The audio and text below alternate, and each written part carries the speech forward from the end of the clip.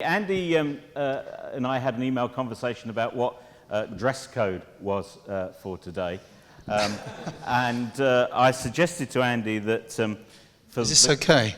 Yeah, that's fine, brother. Well, look at me, son. I mean, and I suggested he could have worn Bournemouth's away shirt because for the more Catholic amongst you, I understand that blue is the liturgical colour at the moment. We couldn't find any UK clubs. Our third kit is pink, actually, pink. To be fair. Yeah, okay, fine. And Andy, tell us about sports chaplaincy. How did you get into that? Well, I've always had a passion for sport. I'm involved in sport a bit myself, at university and beyond.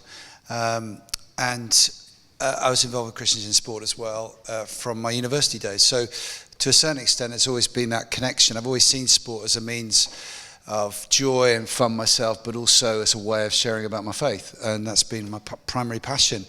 I was a vicar I've been privileged to be a chaplain to two fantastic clubs. And when I was a vicar in Portsmouth, I tried to work out the whole issue of sport in being a vicar. And I've always tried to do that. But I wouldn't say I was a supporter of Pompey at all at that point. But I got a call from the Archdeacon, and the previous chaplain was moving on. And so their end began a process, being Portsmouth, as my successors here, Portsmouth being Portsmouth, there began 3 interviews with 3 different chief executives. So I was appointed 3 times in 3 months as chaplain, because we had a chairman who enjoyed just going through chief executives. So that's when I first got involved at Portsmouth in 2001, and I was chaplain there for 5 years, and then I've been chaplain at AFC Bournemouth for the last 8. Okay, and this is a question I often ask within church circles that people for some reason find quite difficult to answer. What do you actually do?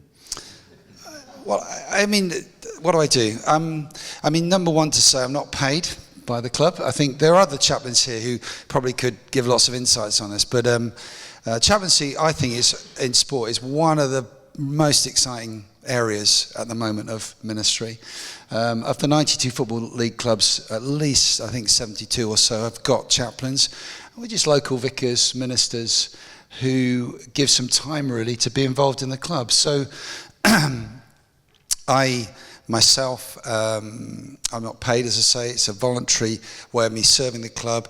A tagline that some of us use is a sort of pastoral spiritual safety net for the club. So I, in many ways, view it a bit like a parish, and so therefore I'm available to the first team squad and the staff and all those people around that. But obviously, there's a staff at the club themselves, and then on from that into match day staff, and then into the whole issue of supporters. So to a certain extent, you're club chaplain to the whole club and what that brings. And of course, that's a fantastic kingdom opportunity. For me personally, I probably do about 4 or 5 hours a week. I go to training normally on a Tuesday, and hang around with players. Mainly, I'm involved in the first team squad. I've got my colleague here, just appointed this year. He's working with the youth academy, which is fantastic. And really, as I say, I'm there to be with them, but also I go around the club themselves. And I mean, I've got to say as well, for me, my driving force is I want as many people at that club to know Jesus. So therefore, it's not that I go in there bashing, but I go in there to just be the presence of Jesus. But ultimately, I want all the first team squad to come to Christ. You know, that's my personal aim.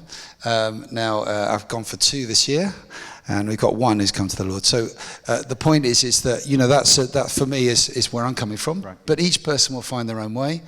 Sure. On match days, I've got an amazing opportunity there. In the last 4 years, we've had pre-match prayer.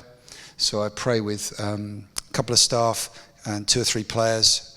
A couple of them are Christians, one of them isn't, but they find it helpful just to have 5 minutes before the game, and I do a little 2-minute word, and then we get in a huddle and pray, and then we go out there. So not every chaplain will have the opportunities that I have, and I've been there 8 years and been through being where Dagenham and Redbridge are at the moment.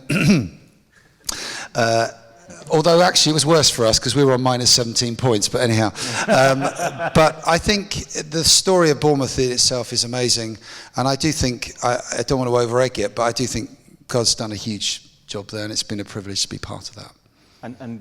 And you said about reaching out to supporters, and yeah. I mean, so community impact through being chaplain? Well, yeah, I mean, obviously there's ongoing things. Again, those who are chaplains here, there's opportunities with funerals and opportunities to have contact and all that sort of stuff. And again, if I had time, I could spend 2 or 3 days a week, I reckon, at a club. I know Tony was at Man City, that the opportunities are massive there and amazingly open.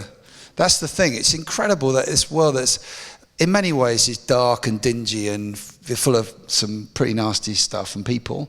Actually, God is really at work, and so it's a great privilege to be there. In terms of the community, I think we run a carol service once a year, and I've been part of the encouragement, you probably heard with Hope, of a lot of the encouragements for carol services in stadiums, and I've been part of that team. And I mean, this year we had over 1,000 come for a carol service. I think that's been an area that we're moving into to try and get churches connected with football clubs. I think that's a huge area that I'd love to see more of, because it's kingdom stuff. And I think it doesn't really matter about denominations. We just got to see stadiums and football as a great opportunity and sport to get involved with. But yeah, that's it. Okay. And before big matches, do you get as many prayer requests as TP gets? Oh, you get all the usual ones. You know, I've been blamed for everything: the weather, the current performance, you know, everything. But you know, just take it on, bring it to the big man. Amen.